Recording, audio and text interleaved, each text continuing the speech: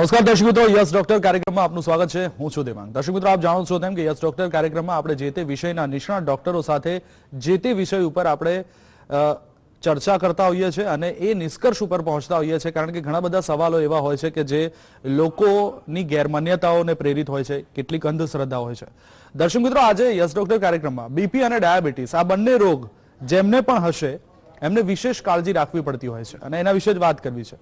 દર્શક મિત્રો, મેદસ્વી લોકોમાં આ બંને રોગ થવાની અને ઝડપથી વધવાની શક્યતા પણ વધુ જોવા મળતી હોય છે અને પરિણામ સ્વરૂપ આગળ જતા હૃદય રોગ થવાની પણ સંભાવના વધી જાય છે.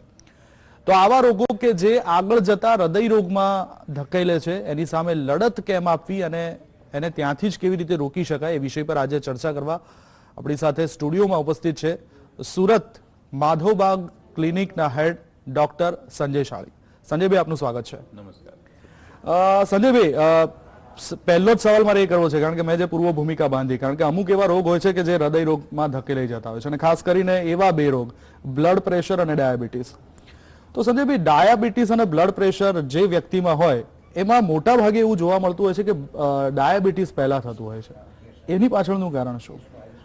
જેવી રીતના આપણે પહેલા પૂર્વ ભૂમિકાની અંદર વાત કરી કે ડાયાબિટીસ આઈડેન્ટિફાય થાય છે, તો ડાયાબિટીસ અત્યારે તમે પણ જે વાત કરી એના હિસાબે ડાયાબિટીસ સૌથી પહેલા બહાર આવે છે કે ડાયાબિટીસ ખબર પડે છે. એની પાછળનું કારણ એટલું જ છે કે આપણી જે અનહેલ્ધી લાઈફસ્ટાઈલ છે, અનહેલ્ધી લાઈફસ્ટાઈલ એટલે હાઈ કેલરી ડાયટ આપણી અંદર ઇન્ટેક હોવો અને એની સામે જે ખર્ચ થવાની જરૂર છે એ ખર્ચ ના થઈ શકતો હોય, જેના લીધે આગળ જતા બ્લડ પ્રેશર અથવા ડાયાબિટીસ ઊભું થાય. પણ એના પહેલા સૌથી પહેલા અગત્યની વસ્તુ એક ઊભી થતી હોય છે શરીરની અંદર કે ચરબીનું પ્રમાણ વધારે પ્રમાણમાં વધે. હવે આ ચરબી જે છે બહુ બધી વાર આપણે સામેની સાઈડથી દેખાતી હોય, ઉપરથી દેખાઈ શકાતું હોય, જેનું મેઝરમેન્ટ આપણે BMI બોડી માસ ઇન્ડેક્સ જે કહીએ છીએ એ વધારે થતું હોય છે. આપણી એક ગેરમાન્યતા એની અંદર એવી છે કે જે વધારે પડતી ચરબી હોય કે વધારે વજન હોવું એટલે આપણે એવું સમજીએ છીએ કે ખાતા પીતા ઘરનો છે, હેલ્ધી માણસ છે એવું વિચારીએ છીએ. પણ ખરેખર એવું નથી હોતું. જે માણસનું BMI તમારી 25 થી 27ની આસપાસ સમજો હોય તો એ આપણે હેલ્ધી કહી શકીએ છીએ. પણ એની સામે જ્યારે BMI તમારું વધી જતું હોય એનો અર્થ અનનેસેસરી ચરબીનું પ્રમાણ શરીરની અંદર વધારે હોય. પણ બધી જ વસ્તુઓની અંદર, બધા જ કેસની અંદર એવું નથી હોતું કે BMI વધારે હોય તો જ વધારે પડતી ચરબી કહેવાય. બહુ બધી વાર એવું પણ હોય છે કે શરીરની અંદર ચરબીનું પાચન પૂરતું પ્રમાણમાં બરાબર ના થતું હોય, શરીર એ ચરબીનું પાચન કરી ના શકતું હોય, ઉર્જામાં એનું રૂપાંતર સમય પર ના કરી શકતું હોય, જેના લીધે એ બિલ્ટઅપ શરીરની લોહીની નળીઓની અંદર થતું હોય છે. અને આ એક્સ્ટ્રા કેલરીનો જે ખોરાક છે, એક્સ્ટ્રા કેલરીનો ખોરાક પચ્યા વગરનો રહી જાય અને એની અંદરથી જ્યારે રેઝિસ્ટન્સ ઉત્પન્ન થતું હોય છે ત્યારે આપણે એવું દેખાય છે કે ડાયાબિટીસ પહેલા પ્રમાણની અંદર ખબર પડે છે અને ત્યારે આપણે એવું કહીએ છીએ કે બહુ બધી વાર ઓછી ઉંમરની અંદર પણ ડાયાબિટીસ દેખાય છે. બિલકુલ, બહુ સાચી વાત છે. તો દર્શક મિત્રો, હૃદય રોગ, બીપી, ડાયાબિટીસ, ઓબેસિટી આ જે રોગો છે એના મેનેજમેન્ટ માટે માધવબાગે તૈયાર કરી છે MIB પલ્સ એપ્લિકેશન, જેની મદદથી તમારા રોગને નિયંત્રણમાં રાખવામાં મદદ થાય છે. તો આજે જ પ્લે સ્ટોરમાંથી ડાઉનલોડ કરો MIB પલ્સ એપ્લિકેશન. સંજયભાઈ, કેટલાક વર્ષો પહેલા બ્લડ પ્રેશર, બીપી એ વૃદ્ધોનો રોગ ગણાતો હતો, કારણ કે ઉંમર વધે એટલે બીપી થાય એવું માનવામાં આવતું. પણ હવે એવું જોવા મળે છે કે 23-24 વર્ષના યુવાનોમાં પણ બ્લડ પ્રેશર જોવા મળે છે. એની પાછળનું કારણ શું? ચોક્કસ. આપણે એવું જ અત્યારે જેવી વાત કરી કે બ્લડ પ્રેશર પહેલાં આવે છે કે ડાયાબિટીસ પહેલાં આવે છે કે વજન પહેલાં વધે છે, પણ આ બધાની અંદર મૂળ જે આપણે લાઇફસ્ટાઈલની વાત કરીએ છીએ એ સૌથી અગત્યનો ભાગ ભજવે છે. લાઇફસ્ટાઈલ અત્યારે આપણે કમ્પેર સમજો ખાલી કરીએ તો આજથી 20 વર્ષ કે 25 વર્ષ પહેલાં જે લોકો હતા, જે જનરેશન હતી, એ જનરેશનની અંદર સ્ટ્રેસની જે વાત આપણે કરીએ તો સ્ટ્રેસ જે છે એ ઓછા પ્રમાણની અંદર રહેતું હતું. નો ડાઉટ મગજની એક્ટિવિટી થોડી ઓછા પ્રમાણમાં રહેતી હતી, પણ ફિઝિકલ એક્ટિવિટી માણસ વધારે કરતો હતો, ફિઝિકલી એક્ટિવ વધારે રહેતા હતા. જ્યારે આજે કન્ડિશન એવી છે કે આપણી પાસે ફેસિલિટીનો ભરપૂર પ્રમાણમાં આપણે ઉપયોગ કરીએ છીએ. કોઈ પણ એક જગ્યાએથી બીજી જગ્યાએ જવા માટે ઓન એન એવરેજ 10માંથી 7 થી 8 લોકો પાસે ટુ વ્હીલર અથવા કોઈક પ્રકારનું વ્હીકલ ઉત્પન્ન હોય છે. તો એ વ્હીકલનો ઉપયોગ આપણે વધારે પ્રમાણમાં કરીએ છીએ એટલે ફિઝિકલી એક્ટિવિટી આપણે ઓછી થવા માંડે છે. અને ફિઝિકલ એક્ટિવિટી ઓછી થાય છે, સાયમલ્ટેનિયસલી આપણે અત્યારે કોમ્પિટિશન એટલી બધી વધી ગઈ છે એટલે સ્ટ્રેસ લેવલ હાયર પ્રમાણમાં રહે છે. અને આ સ્ટ્રેસ લેવલ વધારે પ્રમાણમાં રહે છે, જેના લીધે આગળ જતા લોહીની નળીઓ જે છે એનું સ્વાસ્થ્ય ખરાબ થાય છે.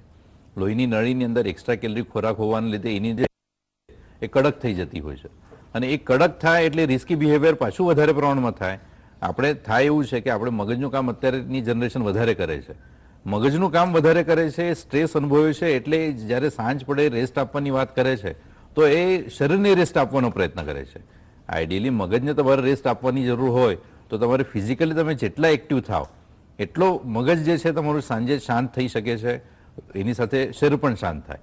પણ આપણે ઊંધું કરીએ છીએ, આપણે મગજ ટેન્શનમાં આવતું હોય, મગજ થાકી જાય તો આપણે શરીરને રેસ્ટ આપવાનો પ્રયત્ન કરીએ છીએ, જે પાછું વધારે પ્રમાણમાં રિસ્કી બિહેવિયર ઊભું કરે છે અને હાઈ કેલરી ડાયટના લીધે એ પાચન ના થાય અને લોહીની નળીઓની અંદર બિલ્ટઅપ થવા માંડે અને જેના લીધે જ આપણે એવું કહી શકીએ કે અત્યારે વૃદ્ધો કરતાં યંગ જનરેશનની અંદર ડાયાબિટીસ છે અથવા તો બ્લડ પ્રેશર છે એનું પ્રમાણ વધારે ખબર પડે છે. બિલકુલ, બહુ સાચી વાત છે, કારણ કે હવે તો યુવાનોમાં આ પ્રમાણ વધવા લાગ્યું છે. પણ દર્શક મિત્રો, માધવબાગની ટ્રીટમેન્ટની મદદથી બીપી અને ડાયાબિટીસથી મુક્ત થયેલા એક દર્દીના અનુભવ પણ આપણે સાંભળીએ.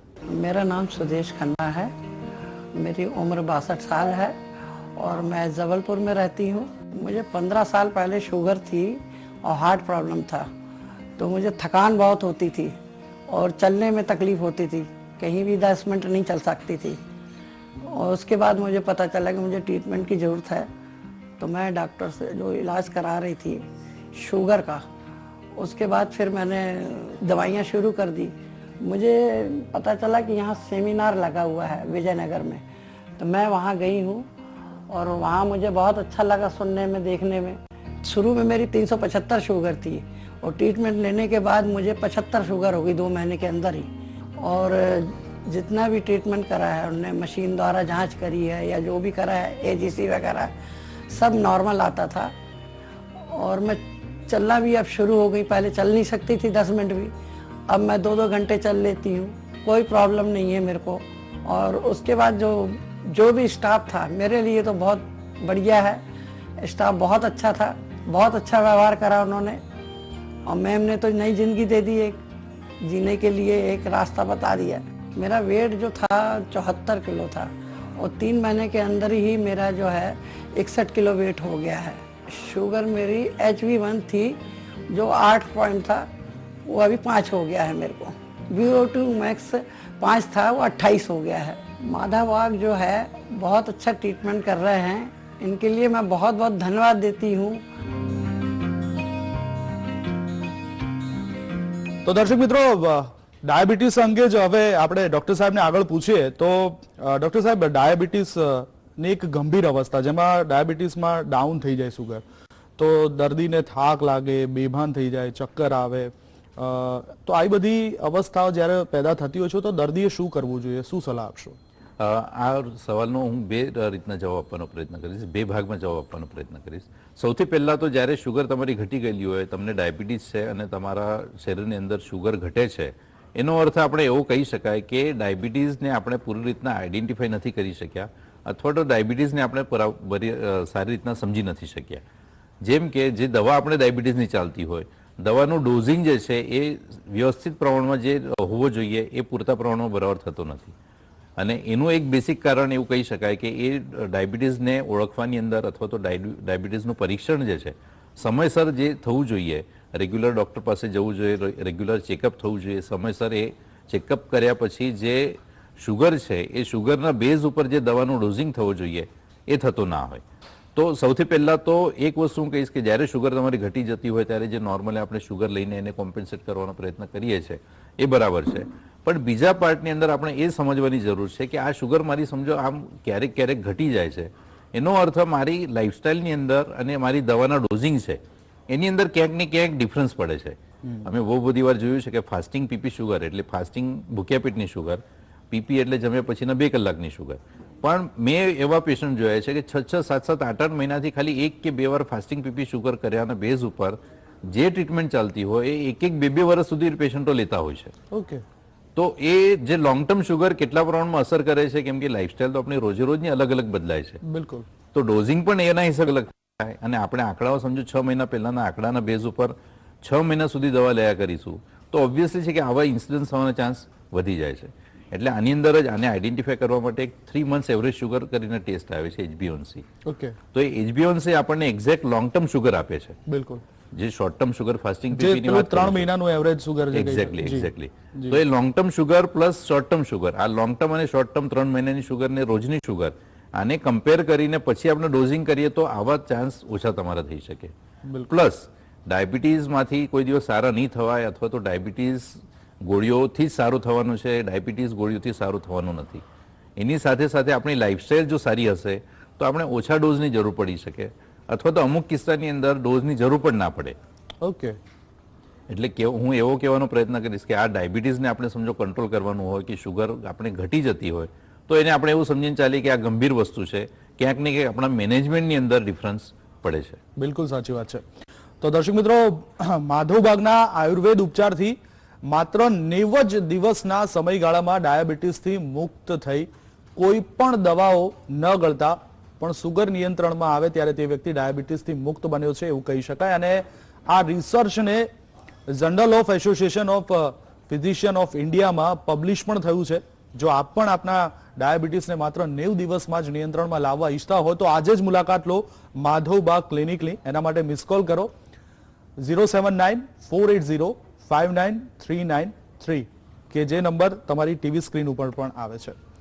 અચ્છા સંજયભાઈ, બીજો એક સવાલ એ થાય કે ડાયાબિટીસ અને બ્લડ પ્રેશર, માણસના શરીરમાં આ બે રોગ સૌથી પહેલા ઘર કરતા હોય છે અને આ બંને રોગ પછી એ બીજા ઘણા બધા રોગોનું મૂળ પણ થતા હોય છે, જેમ કે હૃદય રોગ છે, અથવા તો અંધાપાપણું છે, કિડની ફેલ્યોર સુધીના પણ કેસ આપણે જોયા છે. તો એનાથી બચવા માટે અમારા દર્શક મિત્રોને તમે શું સલાહ આપશો કે આવું ના થાય?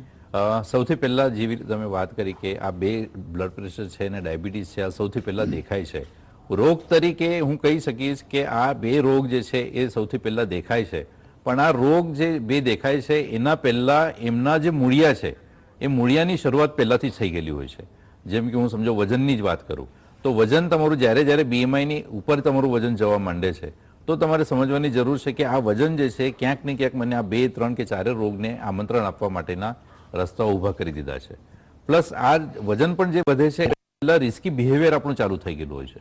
જ્યારે સ્ટ્રેસની આપણે વાત કરીએ, આપણે બધા જાણીએ છીએ કે આ ટેન્શનના લીધે આવાવાળા રોગ છે, પણ ટેન્શનની અંદર એવું તો શું થાય છે કે જેના લીધે આ રોગ ઊભા થઈ જાય છે. તો ટેન્શન જે આવે છે, ટેન્શન આવતી વખતે શરીર જે છે એની સામે લડવાનો પ્રયત્ન કરે છે, પણ એ લડવાના પ્રયત્નની અંદર જ્યારે આપણે જાતે એને શરીરને સપોર્ટ ના કરીએ અને એના લીધે જે રિસ્કી બિહેવિયર ચાલુ થઈ જાય, રિસ્કી બિહેવિયર ઇન સેન્સ બેઠાડું જીવન છે, રિસ્કી બિહેવિયર ઇન સેન્સ કે આપણે જે ખાવાની વસ્તુઓ છે, ખાવાની પદ્ધતિઓ છે, રિફાઇન કાર્બોહાઈડ્રેટ છે, તો એ વધારે પ્રમાણમાં હાઈ કેલરી ડાયટનો આપણે ઉપયોગ જ્યારે કરીએ છીએ ત્યારે આ રોગ થવા માટેના મૂળિયા ઊભા થઈ જાય છે. અને આ રોગ થવાના મૂળિયા જ્યારે એકવાર ઊભા થઈ જાય છે, ધીરે ધીરે વજન પણ વધે છે, અથવા તો શરીરની અંદર કોલેસ્ટ્રોલનું પ્રમાણ છે કે લોહીની નળીઓનું સ્વાસ્થ્ય છે, એની દિવાલ કડક થવી છે, એ ધીમે ધીમે ઊભી થાય છે. અને જ્યારે આપણે એવું હજી પણ માનીએ છીએ કે અત્યારે મને સમજો કોઈ સિમ્ટમ દેખાતા નથી, તો એ સિમ્ટમ દેખાતા નથી એટલે મારે કશું કરવાની જરૂર નથી, પણ રેગ્યુલર તપાસ જે છે, આ ડિસીઝ, દરેક ડિસીઝને ઓળખવા માટેના જે એડવાન્સ ટેસ્ટ છે એ સમજો આપણે એકવાર કરેલા હોય તો બહુ બધી વાર એવું થાય છે. ડાયાબિટીસની વાત કરીએ તો ડાયાબિટીસને પ્રી ડાયાબિટીક સ્ટેજની અંદર પણ જો આપણે ઓળખી કાઢીએ તો પ્રી ડાયાબિટીક સ્ટેજની અંદર જાણ્યા પછી આપણે એને પ્રિવેન્શન કરી શકીએ, એનાથી બચી શકીએ. તો હું કહેવાનો એવો પ્રયત્ન કરીશ કે જે મિસકન્સેપ્ટ આપણા શરીર મગજની અંદર છે કે ડાયાબિટીસ જે છે એ 30, 40, 50 વર્ષ પછી આવે, કે વજન વધારે હોય તો જ ડાયાબિટીસ દેખાશે, અથવા તો વજન વધારે છે તો મારું બ્લડ પ્રેશર આગળ આવશે. પણ જ્યારે તમારી સામે તમને ખબર પડે છે કે યોગ્ય તપાસ તમારી સામે કોઈ લઈને આવે છે તો યોગ્ય તપાસની આપણા શરીરને આપણે કરેલું હોય તો આ ડિસીઝ ના દેખાતા હોય તો એના માટેના જે કોન્ટ્રીબ્યુટિંગ ફેક્ટર છે એ આપણે આઈડેન્ટિફાય કરી શકીએ અને એના ઉપર ધ્યાન આપીશું તો આ રોગ આગળ જતા અટકી શકે અને સરવાળે છેલ્લે હૃદય રોગ જે છે એનાથી પણ આપણે બચી શકીએ. બિલકુલ સંજયભાઈ, બિલકુલ બહુ સાચી વાત છે. દર્શક મિત્રો, કોઈ પણ રોગ વધે તે પહેલા તેને રોકવાની અને ઈલાજ કરવો ખૂબ મહત્વનો છે અને તેના માટે યોગ્ય તપાસ કે રિપોર્ટ્સ કરાવવા અગત્યના છે. માધવબાગમાં computerised TMT test, HbA1c test વગેરે પણ ઉપલબ્ધ છે. તો તરત જ એનો લાભ લો અને એના માટે સ્ક્રીન પર આપેલ નંબર પર મિસ કોલ કરો 07948039393.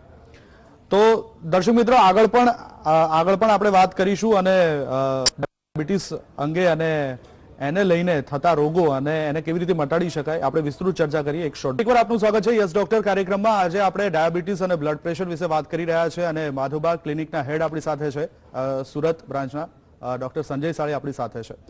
બ્રેક પહેલા જે વાતો થઈ પછી વાત કરવી છે સંજયભાઈ કે સર્વે પ્રમાણે દર 4 ડાયાબિટીસના દર્દીઓમાંથી એક દર્દી હૃદયરોગનો ભોગ બને છે. કદાચ મને લાગે છે એટલે જ આપની સંસ્થા માધવબાગ હૃદયરોગ સાથે સાથે ડાયાબિટીસ માટે પણ એટલું જ તીવ્રતાથી કામ કરે છે અને એના માટે હેલ્થ સેમિનાર, વર્કશોપ, વિજય મેળાવડા, healthy recipe show, TV show આવું પણ કરે છે અને ખાસ કરીને ડાયાબિટીસ અને હૃદયરોગમાંથી મુક્ત થયેલા દર્દીઓનું સન્માન પણ કરે છે, જે ખરેખર થોડી અલગ વાત જાણવા મળી છે. તો આપ એના વિશે શું કહેવું છે? ચોક્કસપણે મને કહેતા આનંદ થશે કે ડાયાબિટીસ છે, બ્લડ પ્રેશર છે, કોલેસ્ટ્રોલ છે, વજન વધારે હોવું છે અથવા હૃદયરોગ છે, હૃદયરોગના સૌથી વધારે પેશન્ટો અત્યારે આપણે દેખાઈ રહ્યા છે. હૃદયરોગ ઉપર ધ્યાન આપવાનું કારણ અત્યારે આપણે 2 ટાઈપના રોગ કહી શકીએ સમાજની અંદર. એક તો એવા રોગ જે કમ્યુનિકેબલ ડિસીઝ, જે અત્યારે રિસેન્ટલી કોરોનાની આપણે વાત કરીએ તો ઇન્ફેક્શિયસ ડિસીઝની કેટેગરીમાં આવે છે. જો આપણે મૃત્યુદરનું પરીક્ષણ સમજો કરીએ તો મૃત્યુદરની અંદર ઇન્ફેક્શિયસ ડિસીઝ જે છે, જેમ કે મહામારી કોઈ હોવી, તો મહામારીની અંદર જેટલા પેશન્ટના મૃત્યુ થાય છે એની સામે હૃદયરોગથી મૃત્યુ થવાવાળા પેશન્ટોની સંખ્યા વધારે દેખાય છે. તો ચોક્કસપણે આપણે એવું કહી શકીએ, જો હૃદયરોગ ઉપર આટલા દર્દીઓની મૃત્યુ થઈ શકતું હોય તો હૃદયરોગ જે છે ઇન્ફેક્શિયસ ડિસીઝ નથી. હૃદયરોગ જે છે એ આપણા લાઇફસ્ટાઇલથી આવેલો રોગ છે. તો જો આપણે લાઇફસ્ટાઇલવાળા રોગ ઉપર ધ્યાન આપીએ અને લાઇફસ્ટાઇલ જો આપણે સુધારી શકીએ તો નો ડાઉટ આપણે જે મૃત્યુદર વધારે હોય છે તો એ મૃત્યુદર વધારે હોવાના લીધે સરવાળે એક પરિવાર જે છે એ એક પ્રોડક્ટિવ માણસ ગુમાવે છે, સમાજ એક પ્રોડક્ટિવ માણસ ગુમાવે છે અને સરવાળે દેશ જે છે એ એક પ્રોડક્ટિવ માણસની ખોટ ચાલે છે. તો કહેવાનો પ્રયત્ન હું એવો કરીશ કે હૃદયરોગ જે છે એના ઉપર આપણે સમજો ધ્યાન આપવાની વાત હોય તો હૃદયરોગને થવા માટેના જે કારણો છે એ બીજા 4 થી 5 રોગ છે. જેમ કે બ્લડ પ્રેશર છે તો બીપી વાળા દર્દીઓને આપણે બધા જાણીએ છીએ કે બીપી જેટલા પેશન્ટોને એમાંથી 30 થી 40% પેશન્ટોને આગળ જતા હૃદયરોગ થવાનો ચાન્સ વધી જાય છે. કેમ કે બીપી જે છે, લોહીની નળીઓ જે છે એ કડક થવાવાળો રોગ છે, એટલે સરવાળે હૃદયની નળીઓ પણ કડક થવાનો ચાન્સ છે અને હૃદયને ઓછું લોહી મળશે એટલે હૃદયરોગ થવાનો ચાન્સ વધી જાય છે. ડાયાબિટીસની વાત કરીએ તો ડાયાબિટીસની અંદર પણ 15 થી 20% પેશન્ટ એવા હોય છે જેમને આગળ જતા હૃદયરોગ થાય છે. કેમ કે ડાયાબિટીસની અંદર તમારો હાઈ કેલરી વાળો ખોરાક હોય, તમારું શુગરનું પાચન ના થાય. શુગરનું પાચન ના થાય એટલે શરીરની અંદર લોહી જે છે એ શુગરથી વધારે પ્રમાણમાં ભરેલું હોય અને શુગર પચ્યા વગરની જ્યારે શરીરની અંદર ફરે છે ત્યારે પોતાની ઝેરી અસર આખા શરીરની અંદર ફેલાવો કરતો હોય છે, જેના લીધે હૃદયની જે નળીઓ છે એને પણ નુકસાન થવાનો ચાન્સ વધી જાય છે. એટલે જ જેટલા પેશન્ટોને ડાયાબિટીસ છે એમાંથી આગળ જતા વધારે પેશન્ટને હૃદયરોગનો હુમલો થવાનો ચાન્સ વધી જાય છે. બિલકુલ. હજી હા, તમે કંઈક કહેવા માંગતા હતા કિંગ સેમિનાર વિશે? હા, એટલે તો કહેવાનો હું પ્રયત્ન એવો કરીશ કે આ 4-5 રોગ જે છે, હૃદયરોગ છે, ડાયાબિટીસ છે, બ્લડ પ્રેશર છે, વજન વધારે હોવું પણ એ એક જ એક સમસ્યા સૌથી મેઇન છે કે જે વધારે બીએમઆઈ તમારું હોય તો આગળ જતા તમારા શરીરની અંદર લોહીનું ચરબીનું પ્રમાણ લોહીની અંદર વધારે હોય અને ચરબી વધારે પ્રમાણમાં હોવાના લીધે તમારું શરીર એનું પાચન ના કરી શકે અને સરવાળે લોહીની નળીઓ જે છે એની અંદર એ બિલ્ટઅપ થવા માંડે. તો આ બધા રોગ સમજો આપણા લાઇફસ્ટાઇલથી થતા હોય છે. તો આવા દર્દીઓ અથવા તો આવા પેશન્ટોને જો સમજો આપણે જ્યારે ડિસીઝ ઊભો થવાની શરૂઆત થાય છે, એના મૂળિયા શરીરની અંદર નાખવાની શરૂઆત થાય છે, ત્યારે સમજો આપણે એના ઉપર ધ્યાન આપીશું તો આ હૃદયરોગ થવાના ચાન્સ ઓછા થઈ જાય છે. અને સરવાળે જેવા અત્યારે આપણે મિસકન્સેપ્ટ એવો છે કે આપણે એવું સમજીએ છીએ કે હૃદયરોગ છે કે ડાયાબિટીસ છે કે બ્લડ પ્રેશર છે એકવાર થઈ જાય તો ખાલી ગોળીઓ ખાવાની છે અને જેનાથી આપણે છેલ્લે ગોળીઓ બંધ થાય. પણ આવી મિસકન્સેપ્ટ કાઢી નાખવાની જરૂર છે. શરીરની અંદર આ લાઇફસ્ટાઇલ થવાવાળા રોગ જે છે એ લાઇફસ્ટાઇલથી સમજો થયા હોય તો એ લાઇફસ્ટાઇલથી જઈ પણ શકે છે.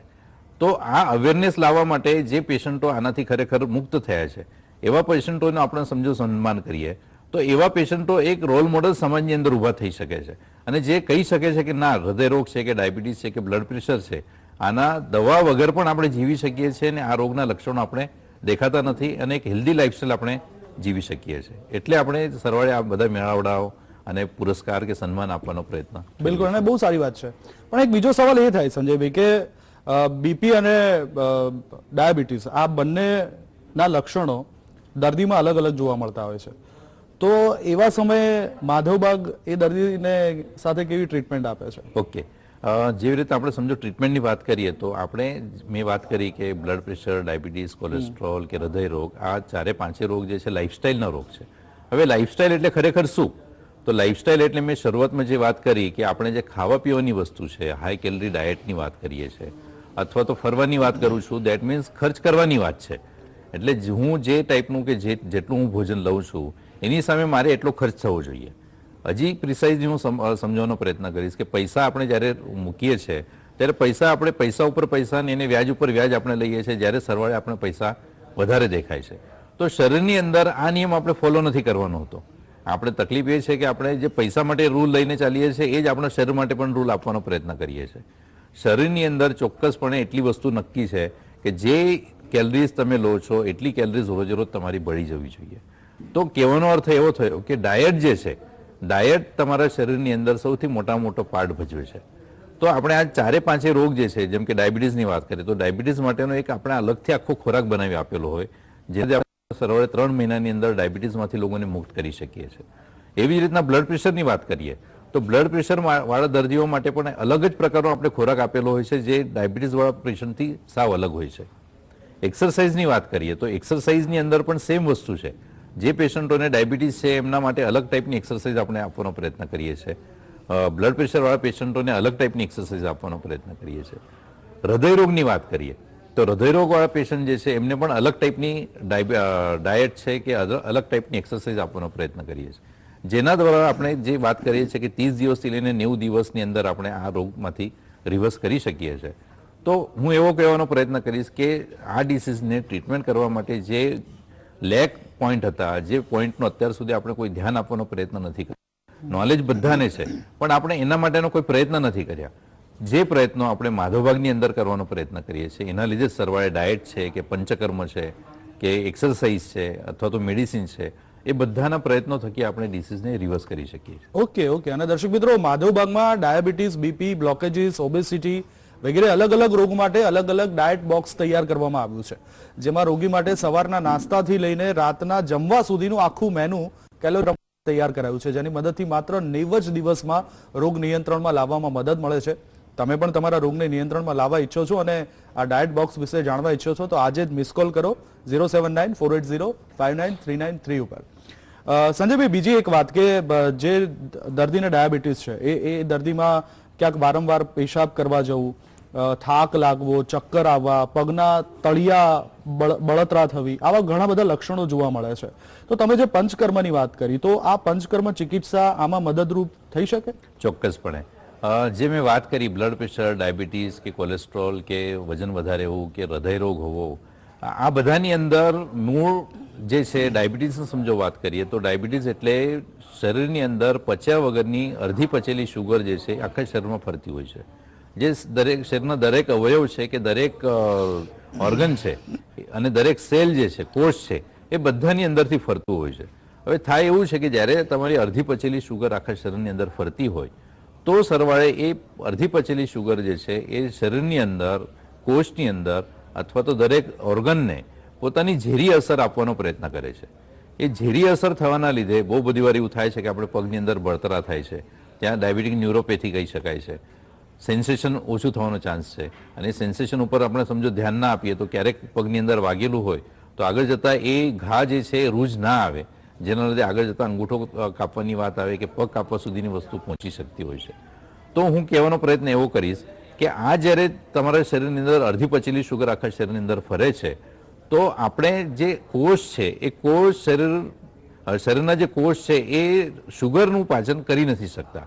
તો પંચકર્મ પદ્ધતિથી આપણે શુગર પચાવવા માટેના કોષની જે કેપેસિટી છે એ વધારવાનો આપણે પ્રયત્ન કરીએ છીએ અને કોષની એક સર્ટન લેવલની કેપેસિટી જે ગુમ થઈ ગયેલી હોય એ જ્યારે કોષ રિજુવિનેટ થઈને પોતાની કેપેસિટી પાછી ડેવલપ કરે છે ત્યારે એ શુગરનું, એક્સ્ટ્રા શુગરનું પાચન બરાબર સારી રીતના કરી શકે છે.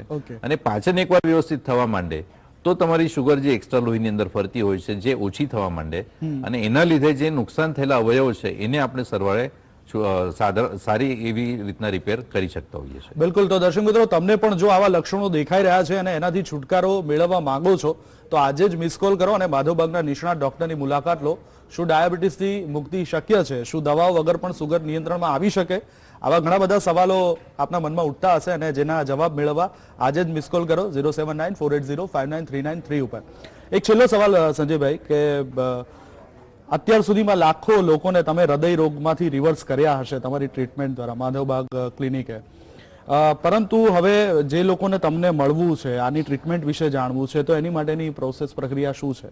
ઓકે, જેમ કે અત્યારે પ્રોસેસની અંદર એક તમે નંબરની જે વાત કરી છે, નંબર ઉપર લોકો આપણે મિસ કોલ પણ કરી શકે છે.